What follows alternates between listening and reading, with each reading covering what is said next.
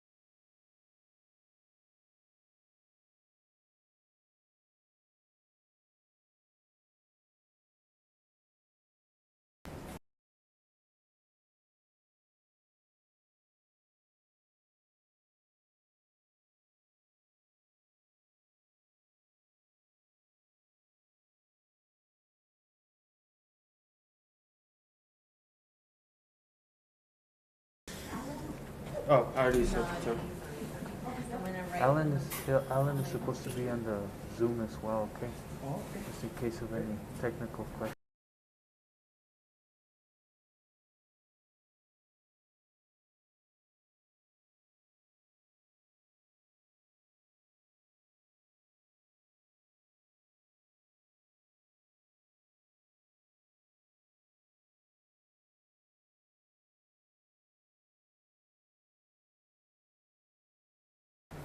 Mr. Mayor, it's time. I'd like to call this meeting to order. Would you please stand for the Pledge of Allegiance?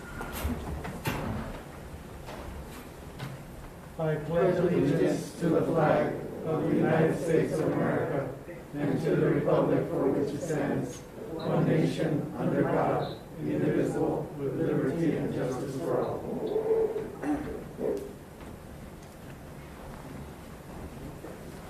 Thank you. Item number 3, roll call, please.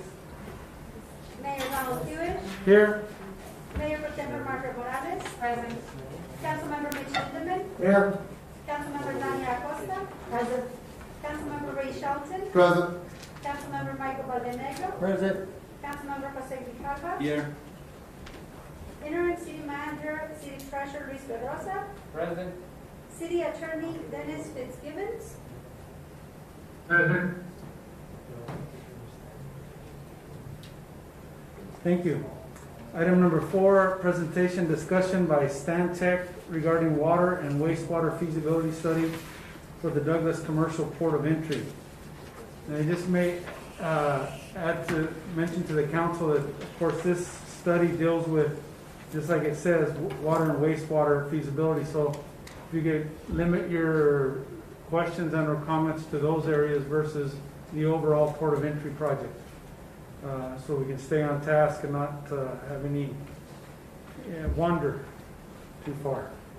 Mr. Pedrosa, would you like to introduce us to this, please? Thank you. Thank you, Mr. Mayor. Good evening, members of the council. Just as the mayor mentioned, this is a water and wastewater infrastructure feasibility study conducted by Stantec.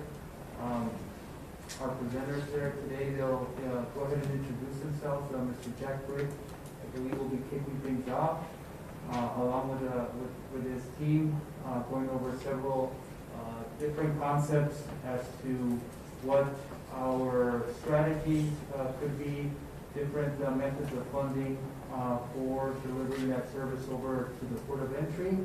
So with that said, I would turn it over to Stantec for them to make their presentation. Thank you. This is Colleen Marie. Can you see my screen? Yes. Yes? Okay, wonderful. We're going to present to you today the water and wastewater feasibility for the Deadlift Port of Entry. We are presenting to Mayor and Council for the City of Deadlift, and this is a virtual meeting. The agenda that we're going to cover today include introductions of the design team, our experience with ports of entry, background information about the project, some of the water and wastewater system alternatives that we studied. We prepared an action plan to move forward with this project. We also took a look at funding and what are the opportunities to provide funding. Then we'll have some time for discussion and questions. We wanted to let you know that this is strictly a water and wastewater study, and it is to support this future port of entry, commercial port of entry west of Deadlift.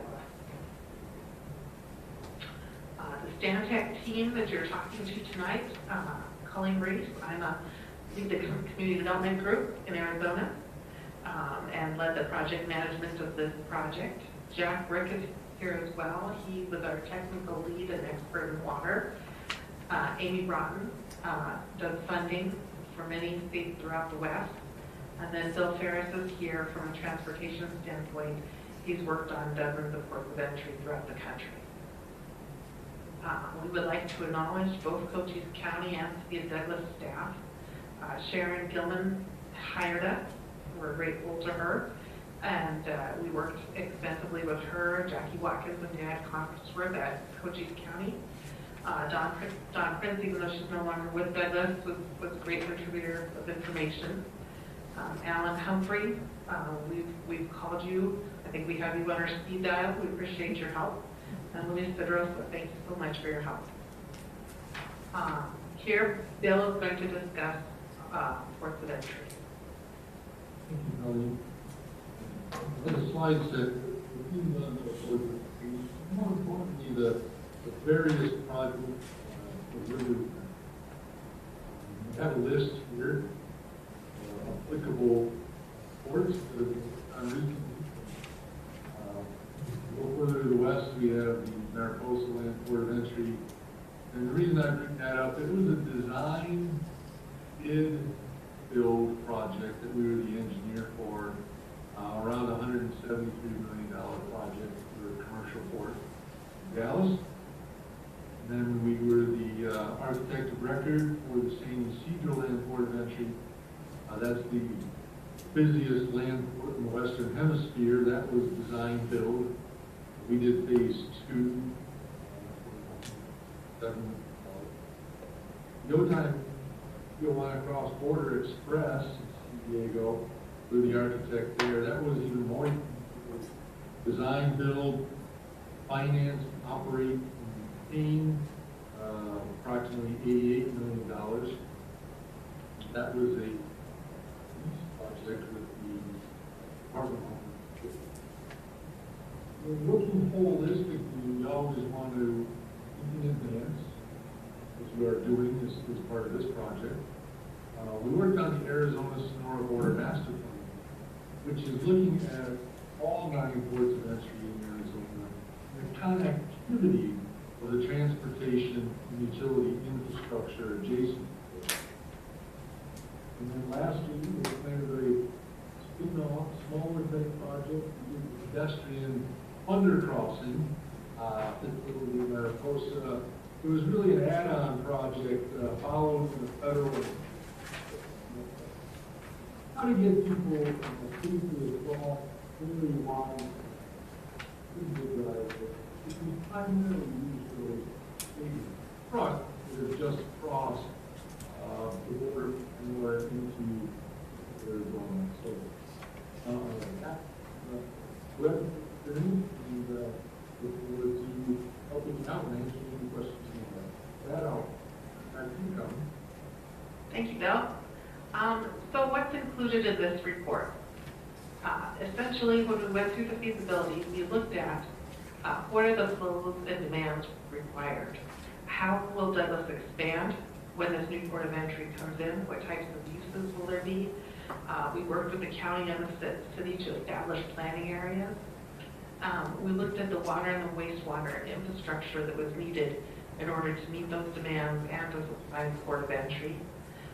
We looked at how do we compare this to an on-site facility that would be specifically for the PUB, and what are the costs and benefits of those different alternatives. We prepared cost estimates for all of the different alternatives. We looked at funding opportunities where we could get grants or we could get loans. And then we looked at water practices, best practices. We prepared a summary. We did a cost-benefit analysis of the different solutions. And then we looked at, ahead of that, we looked at commercial and residential zoning and growth analysis. What is the capacity and what are the opportunities? And finally, when we were done, we prepared an action plan. This is not an easy task to accomplish. We commend you for taking this on. And there are a lot of steps involved in getting the approval, getting funding, and being prepared. So, the benefits of having this report, because it was a very big effort, how does it help you? First of all, we compare 7 different alternate alignments, so we make sure that you get the best route through the areas that you want to develop for the least cost. We've also provided cost estimates for this construction so that you know how much funding we need to go after in order to make this a reality. We prepared a cost-benefit analysis because sometimes the cheapest option is not always the best option, and that makes sure that you serve the most people and you get the best for your dollar. Finally, we looked at all the different funding summary opportunities, and we provided a table to both Deadlift and Cochise County with opportunities for funding. We have a great funding team who can help find the money for both design and construction. And then we prepared it. Included in here is the action plan that tells it's an itemized list and schedule that helps Deadlift and Cochise County prepare for what's coming and understand what needs to get done at what time and how to manage those budgets, those timeframes, and the man hours needed. So essentially, you're getting. We looked at grant applications, utility permitting, GSA coordination, utilities that will be needed down James Ranch Road, and then we provided a basis of conversation for future funding partners. And I think this feasibility study is already going out to a few different funding partners. So we're starting on this early. As far as capital costs, we developed project screening, feasibility, and preliminary budgets. Fees at this preliminary stage have a wide range from -35% to positive 65%. And because we don't know the details exactly of what's going on, but it gives you a ballpark estimate when you're looking for funding. Okay, where did we start? We started with a study area. Jack? Yes, thanks, Colleen. Thank you, Colleen. Good evening, Mayor and Council. The study area as defined by Cochise County and the city was an area that encompasses the shaded area that you see going north-south. So if I orient you along the blue line going east-west, that's Highway 80, and going north-south is Highway 195, and here's the proposed port of entry, here's the existing port of entry, and this is basically the city of Douglas boundaries at that point. So we were given this area in the light shaded as the community growth area. It's about 7,600 acres of land. By comparison, that's about the city of Douglas has about 6,400 acres. So you can see that the impact could be a lot if this whole area was developed. In those areas that we looked at, because to estimate water and sewage demands, you have to understand what the development might look like, and then you can understand what the water use needs are, and then you can add them together to get a bigger picture. So in this area, the county zoning was area B, developing, residential, commercial, industrial. There was areas C, developing, commercial, industrial, and B, enterprise, which was commercial, industrial. So that's sort of the anticipated growth, at least in this study, for those areas in the shaded areas. What we then did is we looked at the West Plan area. So the West Plan area is made up of a number of sub-areas, and if you can see again, there's the Douglas Port of Entry, here's the existing one, and here's 80 right along here. So James Ranch Road is key to the whole exercise. So north-south James Ranch Road up to 80, and then coming into the city of 191. If we can go, and the other important thing is the Whitewater Draw, and we'll talk about that a little bit. But as we go through this evening, remember this is the West Plan area. It's made up of several sub-areas, but we won't get into that detail tonight. Going north, similar areas. There's the area is along the highway 191, and it goes not quite to BDIA, the boundaries that defined by the county and the city when we did our study. But again, that's all area that's outside of the city at the moment.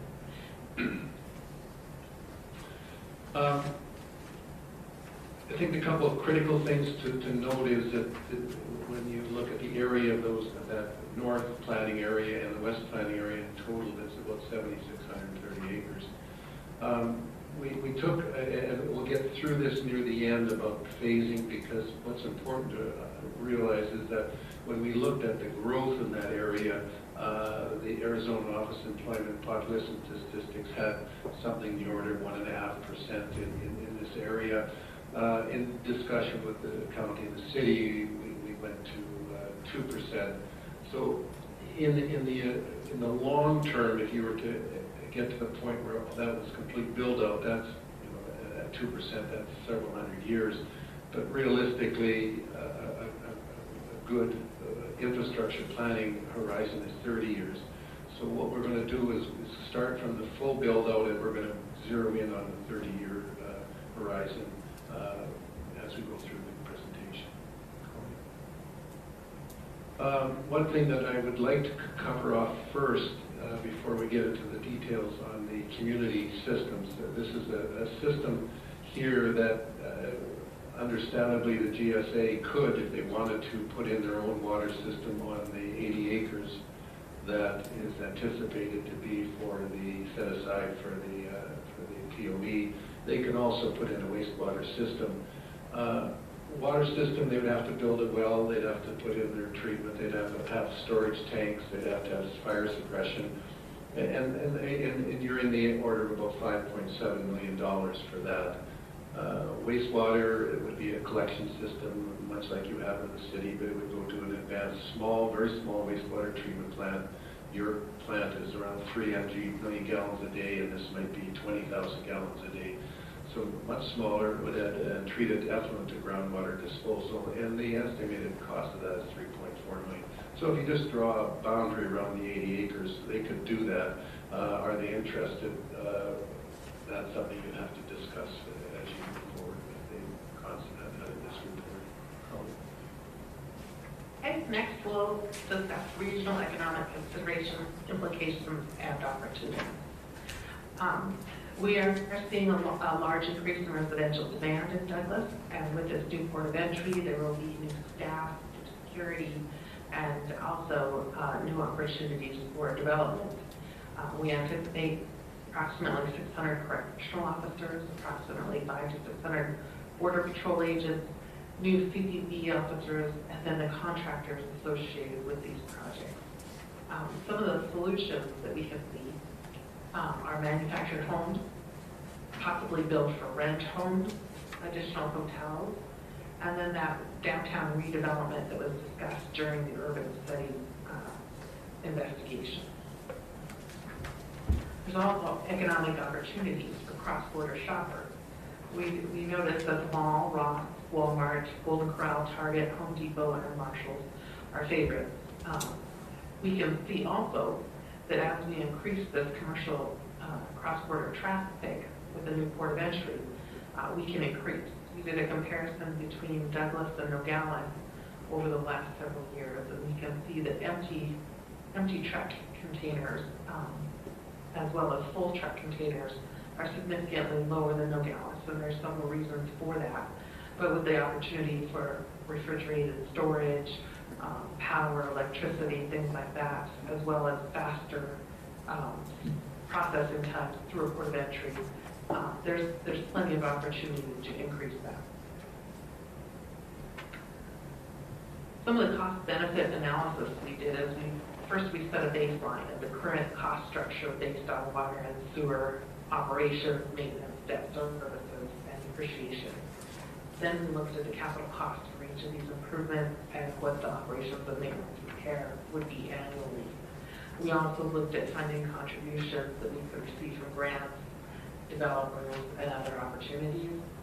And then we looked at the benefits, economies of scale, economic stimulus, increased airport traffic, as well as expansion of the Cochise College.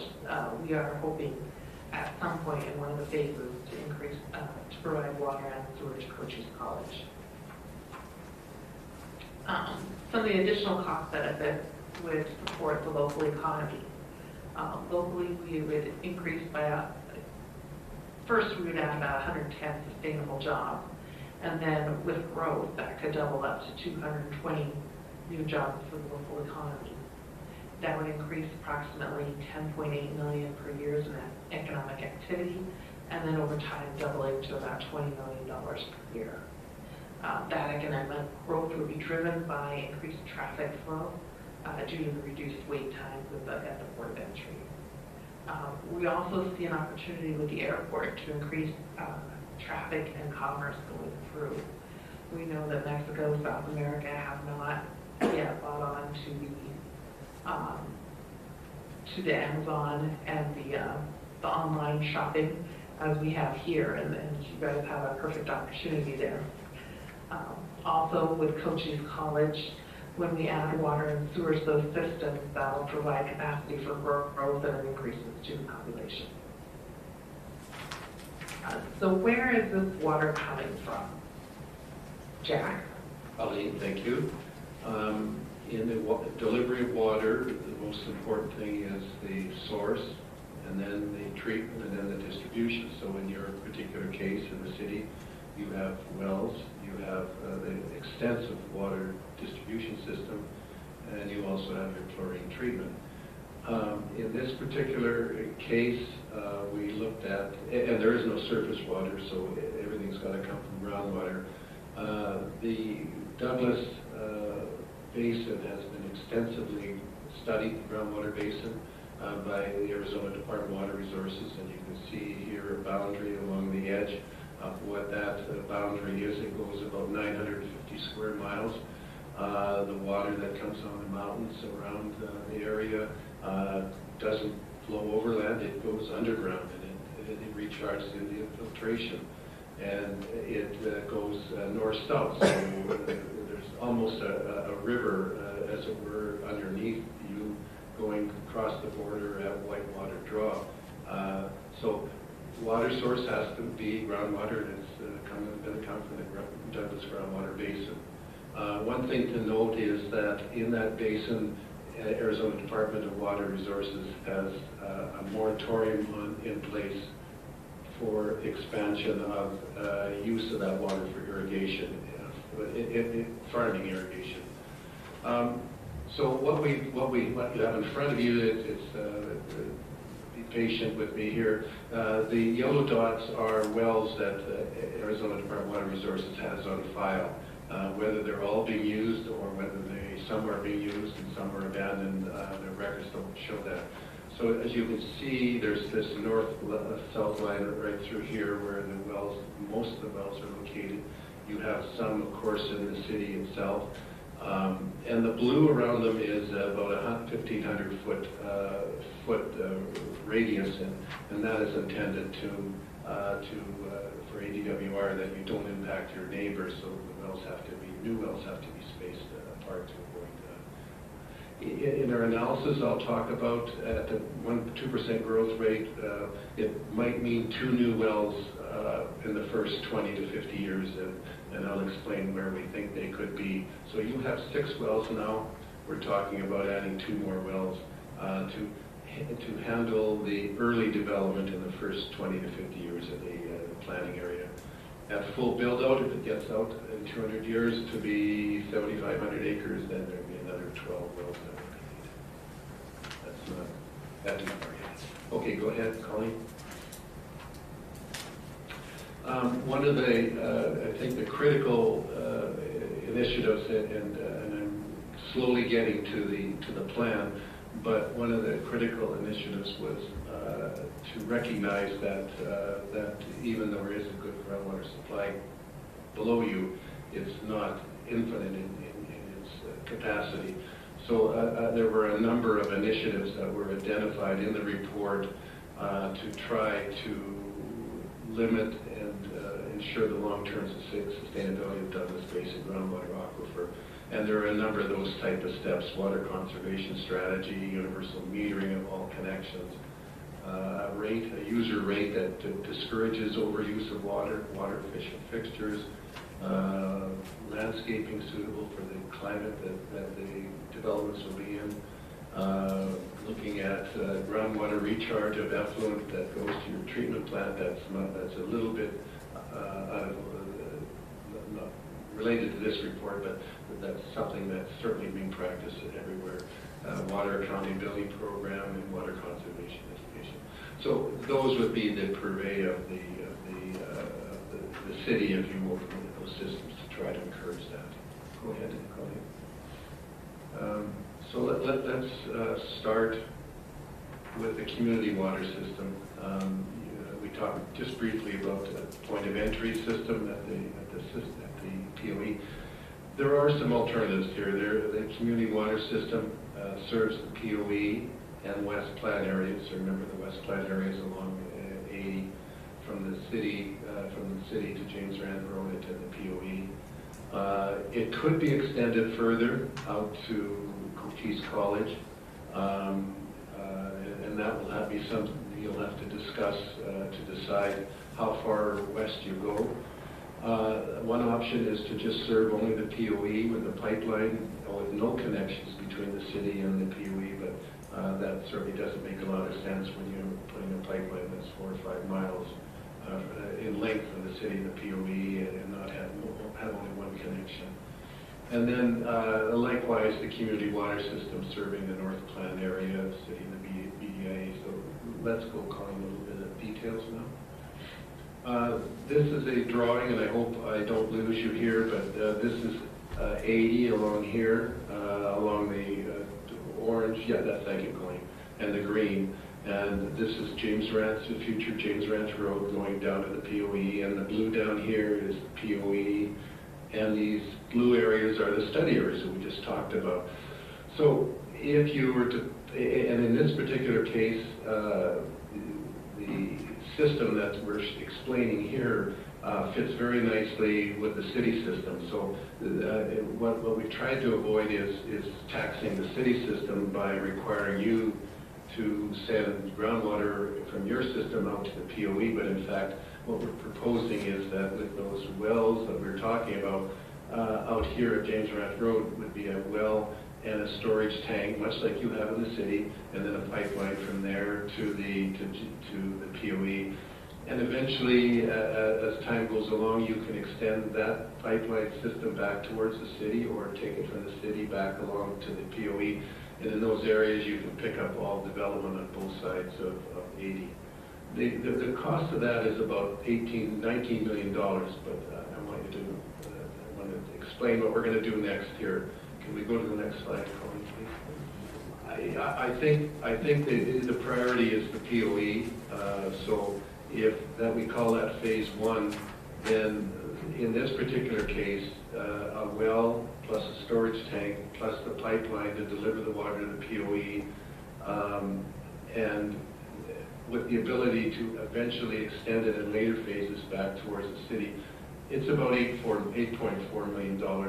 And the reason that the cost is in that way is you've got several $1 million for well and storage tanks, and then the pipelines and so on that take it down to the port. There's about 17,000 feet of pipe to put in, and a large storage tank and a large well. So I'll come back to this cost in a minute. If we go to the next one. Likewise, if you were to expand your system going north to near BDIA, there are several ways to do that, but again, the principal one in the early stages is to have a well at the north end feeding a supply main coming south. Also, that supply main will connect to the city system, so you develop some redundancy in terms of the city, because you'll be having water coming from both the upper reservoir, 5 million gallon reservoir, as well as this area here. Again, this is in the long term, so let's put that at $24.5 million for this big long-term view. But if we go to the next slide, what we're suggesting is that if the development was more central near the city at the first phases, you could supply water to those zoning areas in the north zoning for in the order of $3.8 million would get you water to the complete one of those sub areas that's in the north planning area. So you see that there are going to be some options and opportunities, but it's based on phasing, and presumably it'll until they come. Go ahead, Colleen. So what we have here, Colleen, maybe you could talk about the cost benefit here in this particular case. Sure. In order to get water to the POE, we looked at several different alternatives. The first one was the dedicated site on the POE specifically, where we had the well on the site that only served the port of entry. The second is a community-based water system, which provides opportunities for development along the route and expansion throughout the city.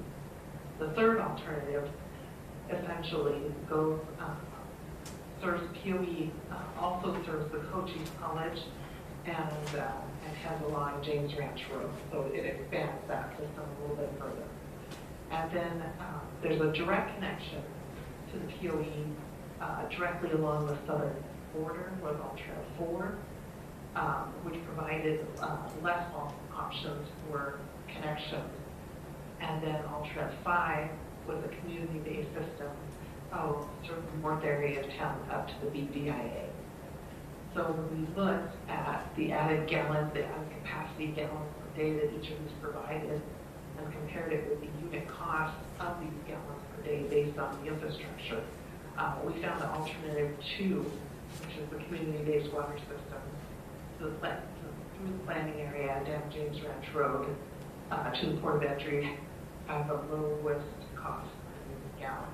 That means it benefits the most people for the least cost is what we looked at. Colleen, the wastewater alternatives. So likewise, number 1 was an on-site, I've talked about that. The other opportunity is the community wastewater system serving the POE and the West Plant area along or a community wastewater system serving the POE and West Plant area along the U.S.-Mexico border. There could be a wastewater system dedicated to your wastewater treatment plant for the POE, but no connections between the city and the POE.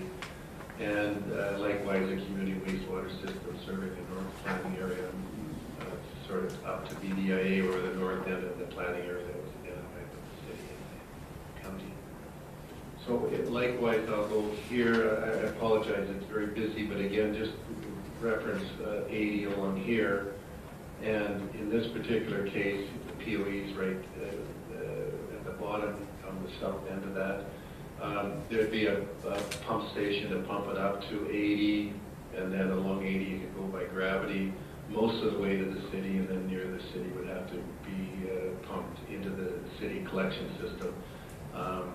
And the probable cost, and unfortunately there isn't a lot of ways to phase this because you're starting by moving the sewage back to the city.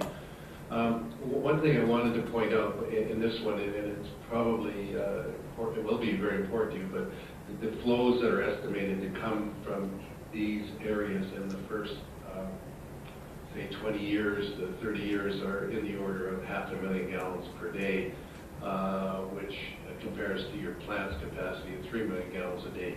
So one would have to be very careful at looking at what impact it has on the plant, but I think hydraulically the plant can take that over the 20 or 30 years at about 2% growth rate.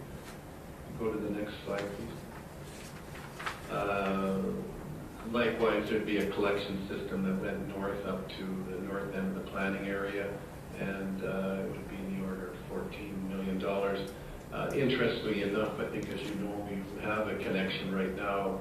You're taking water from the prison and the BDIA, and it comes down to your treatment plant at the moment. So there may be some abilities to look at whether there's opportunity to do some of the earlier work, in fact development were to occur in that area, could connect to that system first. But if they're not being able to, then there is an ability to put in a collection system to that area. Colleen? Colleen, you could do this one. Okay. We also did the comparisons for each of those alternatives that Jack just described for the water system. And alternative 2 was selected as the best value, and that is a community wastewater system that serves the port of entry and goes west along the State Route 80 and Minus. that could provide up to 1.9 million gallons of wastewater transportation per day, and at a cost of about 51 cents a gallon per day.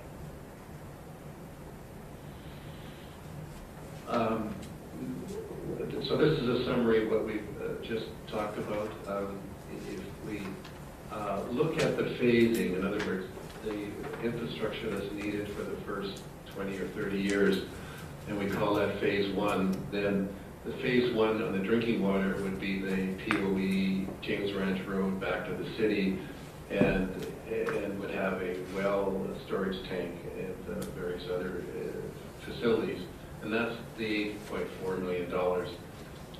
Wastewater, again, if it's phase one, and we just center on the POE in order to deliver wastewater services from the POE back to the city, the West Plant area, that area between the city and James Ranch Road, is about $12.7 million.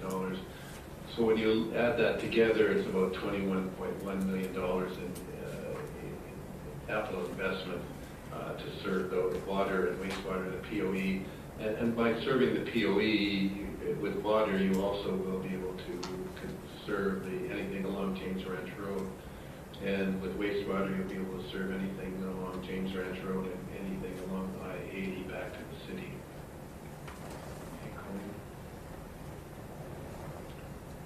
So, Amy, how are we going to fund this infrastructure? Thank you all for the project. We're investigating different funding options for development of infrastructure. And I work with a team across North America that number of different funding programs. And so we made an effort to tap into some of that knowledge base. You also, Douglas, have some sources in terms of people who work with numerous funding programs, and we always find it so important to tap into local experience and knowledge, funding, and also to engage with actual partners. And in this case, we spoke with numerous very supportive funding, state and federal, a lot of interested potential funding partners for this project. And then also taking into consideration that the funding landscape is very dynamic. We now have a new administration in Washington, and there's been quite a bit of activity around funding in the last couple months. And so we have to constantly be aware of new chances to tap into funding and position this project for that, so that we could come up with a set of recommendations around relatively action steps for the city to move the project, move towards the implementation of the project. You want to slide, thank you. As I mentioned, we've heard through the downtown revitalization, redevelopment conversation, as well as conversations specifically around water and wastewater services from a number of different government entities that expressed an interest in overall vision of investment going forward. And the GSA is certainly one of those. We were describing, Jack was describing earlier, the alternative where you were on port of entry only system that GSA would be entirely responsible for. There's absolutely an expectation that GSA will be responsible for the infrastructure that is in fact on that 80 acres. The question then is really around timing. This project is high on the priority list and is well recognized, but there's uncertainty around when funding exactly will be available.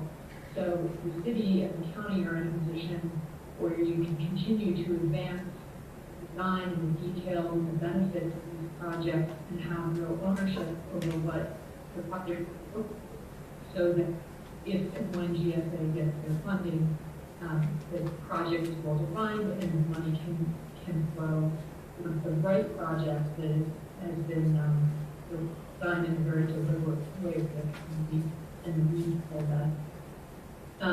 Also USDA, the Rural Water Program, I'm very interested in supporting these types of projects, this project, in the city of Douglas. And, I've indicated an interest in through various phases of the project. And we did provide them with a copy of the feasibility study so that they could identify areas where a feasibility study could meet might meet, not to be presumptive, but might meet some early application requirements to access funding for the development phase of the project. And so, we really cast a wide net, narrow it in, and try to understand funding partner priority, timing, and the ability to tap into different funds for different activities for the project in terms of finance, in terms of land acquisition, in terms of design, and actually in terms of construction. If you want to move forward, we also cast a very wide net beyond just the federal agencies. We use engines to tap into maybe new programs and partners that immediately apparent and try to filter through those. I think we came up with over 3 different potential funding programs with a short list of the ones that match this project. We understand, talking about dynamic funding landscapes, we understand that the city actually has just recently submitted a letter of interest to a new program that is through the Arizona Infrastructure Authority that could have a considerable amount of funding available and appropriate for this project. And Luis Pedrosa actually took charge on that. The letter of interest is based on a report, so that could be a new and very encouraging source of funding for this project. Do you want to go to the next slide? So some key takeaways. Looking at the recommended phase 1 project, there's a $21 million price tag associated, and it's difficult to find grant programs in particular that could cover that type of a capital cost. And so we would have to assume that the project would require multiple partners, which is part of our eyes open, investing in opportunities. There are also a number of potential partners in terms of upfront investment and capital contribution, and also potential partners that are long-term beneficiaries of this infrastructure that could be partners through rates and through fees during the long term to help to cover some of that upfront capital costs that the project sponsors may need to take on. Currently, the debt capacity for the city is limited because of revenues and rates collected within the existing system. So that makes it difficult without out of control. It makes it difficult to take on a large amount of debt to fund the project. So certainly the emphasis for us, the focus is more on what critical grants might be secured. And then what alternative revenue streams or capital contributions could be options down the line or in the near term to get the project up there. Line funding, taking this project from a feasibility study, then designed to an advanced design of 30% design that could get federal funding. That is going to be and then capital to do so. It would be excellent to find grant funds to fill that gap. I mentioned earlier yesterday that the need for the need to position with agility. So if there is a GSA funding comes through, the decision may be required to match the actual construction implementation with GSA construction implementation. So even if, according to Bruce Kroger at the GSA, the funding, even if the funding was dedicated at the end of 2021, it's highly, highly unlikely that the funding would be available until they can or after. But the city is designing the project now to have some influence over what the infrastructure actually would look like to be ready for that funding. Can we go to the last slide? So this is just, part of the value of this feasibility study is that it lays out justifications for alternatives. It shows a rigor and analysis around cost and benefit. It demonstrates that the partners, city and county, are thinking, how to best positively impact the larger community. And it helps with scope clarity. It's beginning to look at what an implementation that look like, and generally creating some early days cost estimates. And all of those things effectively serve to build funding applications to support the city and the county in their efforts to assemble competitive applications for competitive programs, or to submit the right application to funding agencies so that they can check their requirements and begin moving the project through their processes. So, we hope that this report can be a useful tool in actually the funding application and getting those funding agreements in place with partners. So I will turn it back over to Colleen. Thank you, Amy. So, what are the next steps? Jack is going to describe a 5-year plan, and then I'll get a little deeper and more detailed into the 1-year plan. Go ahead. Thank you, Colleen. We started out at a very broad look, and now we're going to try to bring it back in closer to the next few years.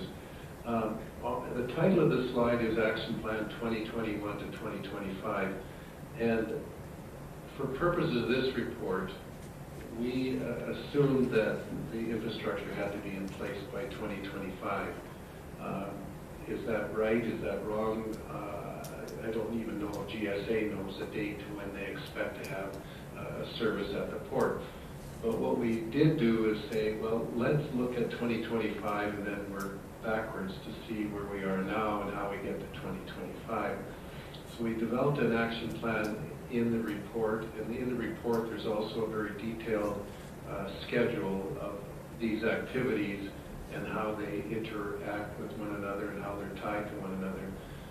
But some of the key takeaways from it, where you are now, as Amy's pointed out, is a good document to have that discussion with other organizations at the state and federal level. Need to identify and engage utility stakeholders. By that I mean the water and wastewater folks. Not only for the service that you would provide, but also where you could locate your infrastructure trail that certainly will see a lot of changes when this goes ahead.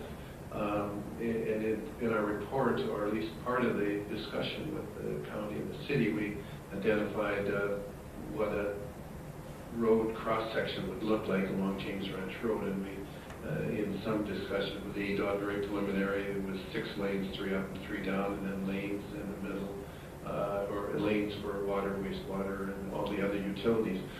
But you really have to come to grips with that road fairly quickly, because there's nothing's going to happen in terms of pipe in the ground for 2025 until James Ranch Road is under either your control or EDOT's control, and then somebody has started to look at the planning of what that road would look like in terms of infrastructure, not only vehicles but pipes and so on.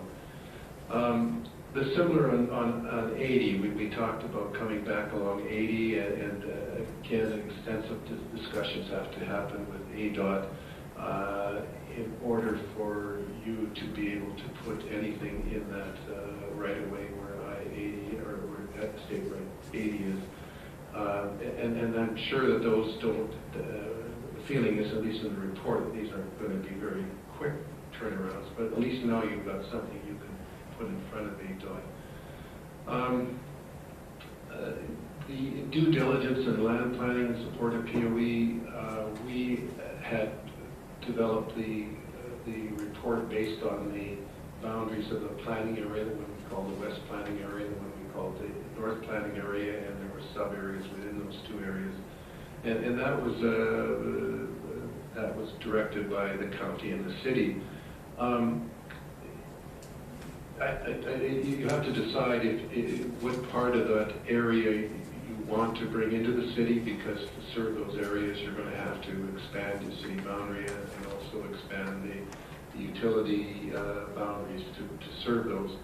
And I understand that you are looking at some processes, at least along State Route 80, in terms of sort of annexation, and there are rules that the state has that will make a little bit difference to the planning that would occur for that compared to what's in the report. But again, it's not a big change. It can be, those type of things can be updated, but you really need to, the city and the county have got to look at the land planning and support of the POE. Wastewater and water utility development, you have a very robust water and wastewater system now, and if part of the process is to take those areas in as development occurs, then you have to start looking at your water and wastewater boundaries, and you have to look at your budgeting of those areas for something that could happen in the next 3 or 4 years if you took in the phase 1 of the water system, James Ranch Road, and so on. And you also have to work with the Arizona Department of Water Resources and Arizona Department of Environment Quality on being able to expand those boundaries and what they would look like and what they want to see from you. So again, the report that you have in front of you is a good basis to start those discussions. Amy talked about identifying, engaging funding pursuits. I won't say any more. And then I think the consensus on what is the priority infrastructure, and if you, if phase 1 will serve your needs to serve the POE, then you know the plan is sitting there now. And in that 21 to 25, all of those steps would have to be done, and that at some point you can start a design, you can start a permitting, and you can start construction. But I think our guess is that that could not happen until 2023. So you've probably got a couple of years to do the upfront planning steps. Now, again, I caution you that the 2025 is not something GSA has told us, nothing the county's told us, nothing the city's told us. It's just based on what it would take to go from where you are today to where you could provide service.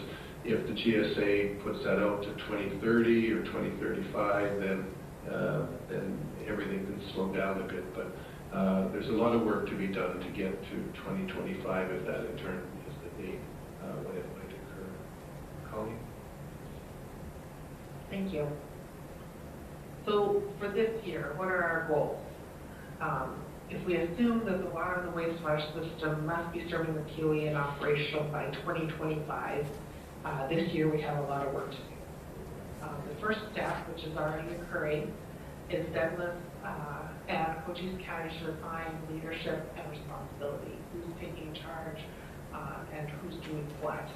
There's a lot of things from the land planning, from the water and wastewater, from the funding side. There's many different components of this. And then coordination with GSA throughout this process is essential. I've already established a great working relationship with them through the urban feasibility study. And it's important that we keep that up throughout this process so that, one, we're on their radar, and as funding becomes available, we get it, and two, we know what their plans are for the future. The third step for this year is to determine additional resources needed for funding applications. Sometimes we'll need a phase 1 environmental report or a cultural resources study. There are quite a few different requirements needed for this application, and to define which funding applications we're going after and what resources are needed in those applications is helpful. Then to develop a detailed action plan. We have one in the feasibility study. It would be good for city staff to look at that and maybe go into further detail and responsibility. Fifth, we'll look at land planning this year. What portions of these planning areas need to be annexed. We know that the planning areas will not look like necessarily what will be annexed based on state laws. What easements are needed for these water and sewer lines, or do we need to acquire right-of-way, specifically down James Ranch Road? And whose right-of-way is that? Does it belong to ADOT? Does it belong to the city, the county? Those questions will need to be answered and coordinated with the different agencies. And understand which state agencies for water, sewer, and right-of-way are willing to contribute.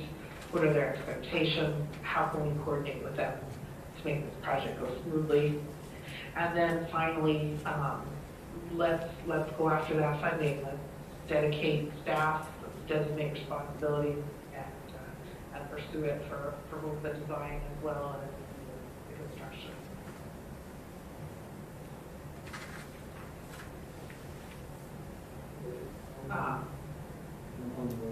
Yep, this is you. Thank you. I apologize for the discussion on successful LPOE projects, and there's a finite amount of funding out there. You can back down the greatest competition, California, Mexico, Texas. So we do the building consensus, and that really works with land security, CDP, especially the local board, and the field office, Tucson, and so, and of course, financial support.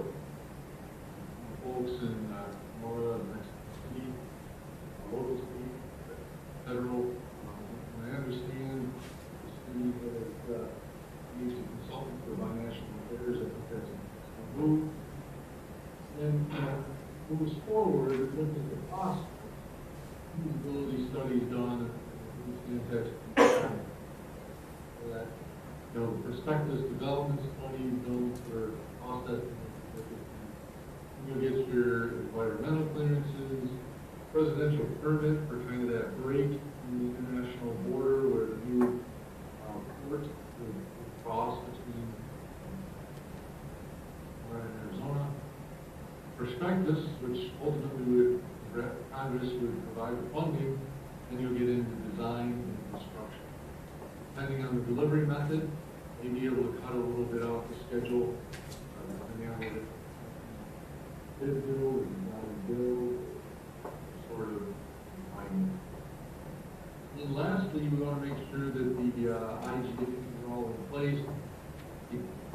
Well, you talked about not a fair amount. Utility, with wet and dry. step forward with what Colin and Jack have presented today and add alternate. Thanks, Bill. So, to wrap it up, we apologize, this was a long presentation. We hope you're still awake. The reports, the benefits of this report are that it will provide direction for next steps. We provided a cost-benefit analysis so that you make sure you're getting the most infrastructure for your money. And then we showed a whole bunch of different water and wastewater design alternatives. And then we provided opportunities for funding. And now we'd like to open it up if you have any questions. Thank you so much, Colleen, Jack, Amy. I didn't hear Amy today, or did I? I did hear Amy today. You did. And Bill, we truly appreciate your efforts, and we'd also like to publicly thank the Board of Supervisors, especially Mrs. Ann English, who led the way to secure this funding, having a great vision of what's needed for this area. So, members of the council, any questions or comments? Yes, I would. Mr. Shelton, please. I would like to thank you guys for doing a superior job that needs to, that needed to be done. This is exceptional, and I just hope and pray that that this will come to fruition by maybe 2025, 2030. Louise, how many years have we been working on this now? This project. Mr. Shelton, that I'm aware of, it's been probably around 12, 15 years. Yeah, that's what so anyway, but thank you very much. This is very professional, and I understand quite a bit of it, most of it, so thank you. Thank you, Mr. Shelton. Anyone else? Thank you. We're very excited about this project, and whatever it takes to get it for you, we're committed to helping find funding and with design. So thank you. And Colleen, just to emphasize that, I know you've been very open and upfront and with that desire, and it's very appreciated, because a lot of times we're down here in the corner and we get forgotten, and it's been very comforting to receive the reports and listen to the staff that you've been working with to let us know that you like this place and you're very interested in making sure that we succeed. So thank you. We love rural Arizona. Anyone else? Okay, looks like you guys did an excellent job to letting us know. And so we do not have any more questions at this time. I would encourage the council, if a thought comes up later and you'd like to ask that question, please contact Mr. Pedrosa, and he'll forward it on to Stantec and get you an answer to make sure you have all the information that you need for this project. We'll move on then to item number 5, adjournment. May I have a motion? Mr. Mayor, Yes, Ms. Morales. I move to adjourn. Is there a second? Second. Second by the birthday girl, Mrs. Acosta. All in favor signify by saying aye. Aye. Any opposed, nay. Motion carries. We stand adjourned. I wanted to make it clear. Thank you. Thank you. Thank you.